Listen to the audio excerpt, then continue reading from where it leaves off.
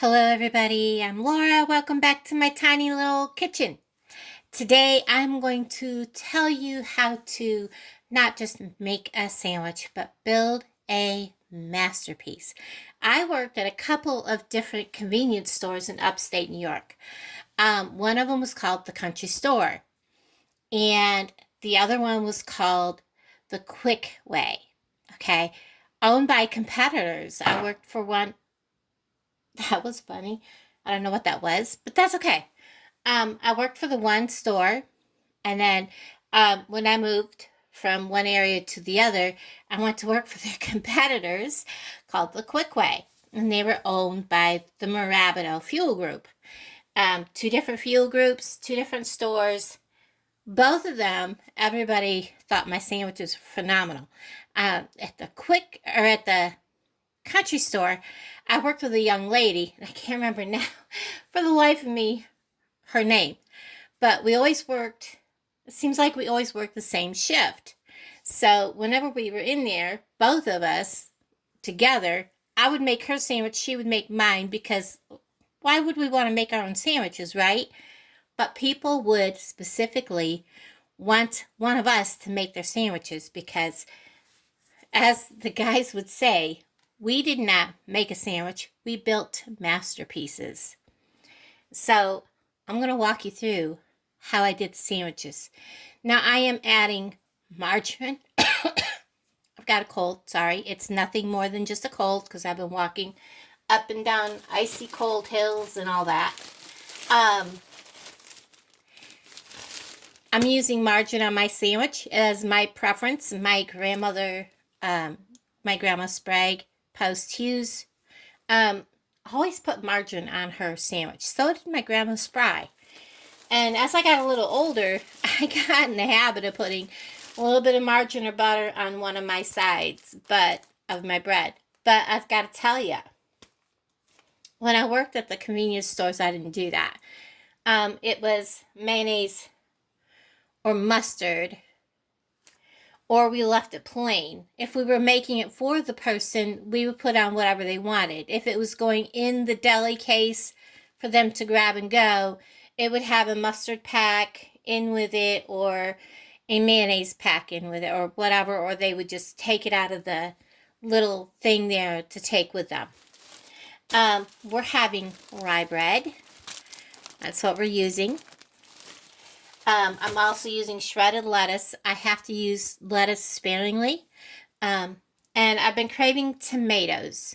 I myself normally don't eat tomatoes a whole lot, but I am craving tomatoes. I'm using a smaller tomato. I'm going to show you how to cut up these smaller tomatoes to put them on a sandwich, some onion. And today we're making pastrami on rye. And I've gotten out my Swiss cheese. Now I'm going to have to divide this up after I make my sandwich and get this frozen into smaller packages because that's a really big package of Swiss cheese. So I'm going to start very simply by setting all this out of my way. I want to get my bread prepared first. And a lot of people are like, why does your sandwiches taste so much better? You know, it's just a sandwich. I don't know. I couldn't tell you. Let me tip you up a little bit. Get this back. I always open my bread so that when you put your sandwiches together, it matches. I don't know. It's just me. And like I said,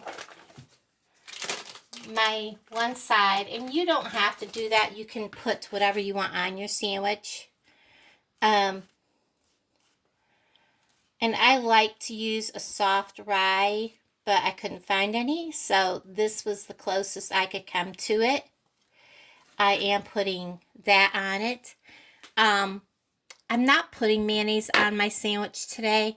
It is just going to be butter, and my mustard of choice is the horseradish mustard. I like a hot sandwich. I've already, now I've got breadcrumbs. How I do my tomato is I slice these this way. These are a nice meaty tomato. So by slicing them this way, I can get a nice thin angular cut.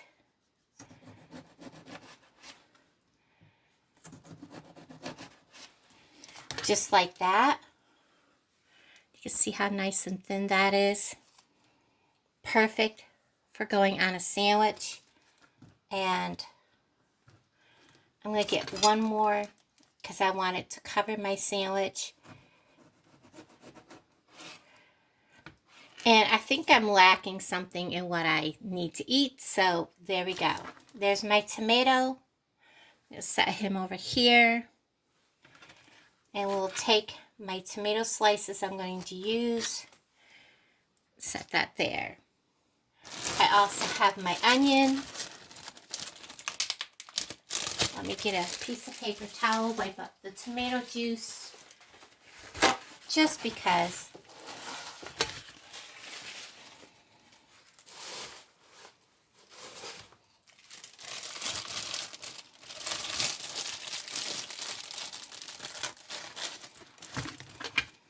And I'm going to thin slice my onion. Just like that. And that will be, well, that's a pretty big slice of bread, so I'll do that much. And that can go back away. Now, to build my sandwich, I also have my lettuce over here. I don't know what I do that everybody likes so much about my sandwich. First of all, I believe that a sandwich has to be covered completely. If you're leaving empty spaces, then your sandwich is not going to be tasty. You don't want leftover bread, or you don't want your what do I want to say? You don't want, like, to bite into a piece of your sandwich and have all bread. You don't want to bite into your sandwich, have a huge amount of excess cheese or anything. So I'm going to lay that like that. So there's 3 thin slices of pastrami.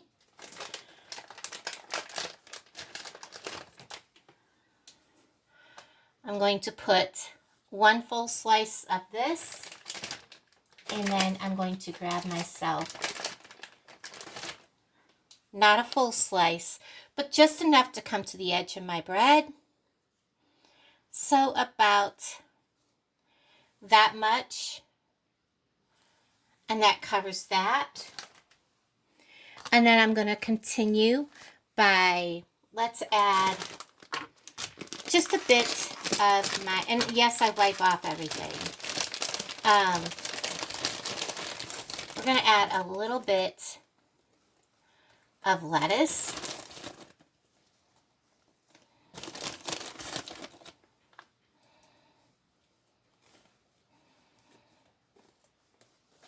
And you're probably thinking, God, that's awful skimpy. But it's not. Not really, guys.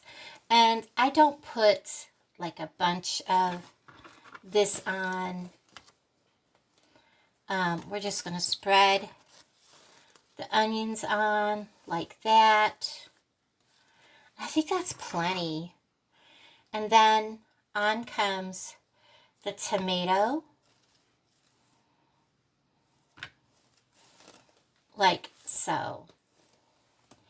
And then I'm going to put, just so that this stays together, I want to make sure I have no watery juice. This is a new bottle, so I wanted to shake it down. I'm just going to put just a dab to help hold this all together. Not a whole lot.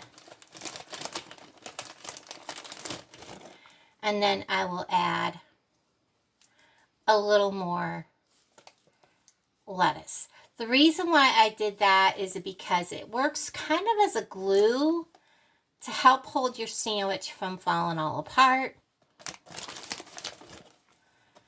There we go. Now we're going to go ahead and add your next layer, which we want one full to help hold your sandwich together, and we're going to kind of press it. And we can just lay these in big layers. Just flip them opposite directions. So you see how that has a curve to it? So we're going to flip it opposite directions. So there's actually 6 pieces of pastrami. They're lightly, thin sliced. And we're going to bring this down this way a little bit. We're going to put this hot mustard here. Like I said, you put whatever you want for dressings or whatever you want on your sandwich. I'm going to spread this all the way to the edge, guys. All the way to the edge.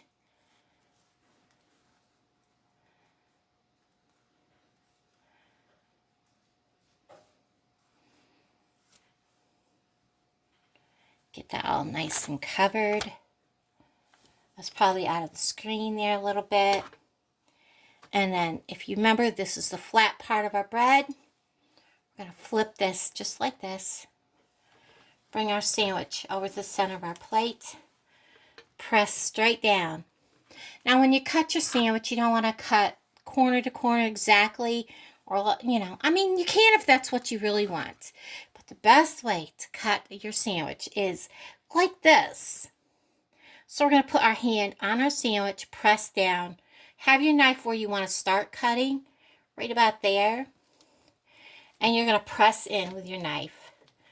And you're going to pick up and press down. You're going to pick up and press down.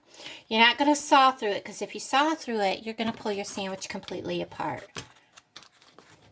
There you go. So there, the sandwich should be cut. I have one little spot there that's not. We'll cut it. We should be able to pull our sandwich apart. And this will poof up. And hold on, I gotta get the finished piece. So, what sandwich is not complete without a Vlasic zesty dill spear? So there you have it, guys. That is how you build not a sandwich, but as I've been told, that is how you create a masterpiece. And I gotta tell you, that looks amazing. Thanks for watching, guys. I hope you got some inspiration, some ideas, how to help your sandwich stay together. Hope you enjoyed this. Bye, guys. I know with football coming, why not? Bye, everybody. Love y'all.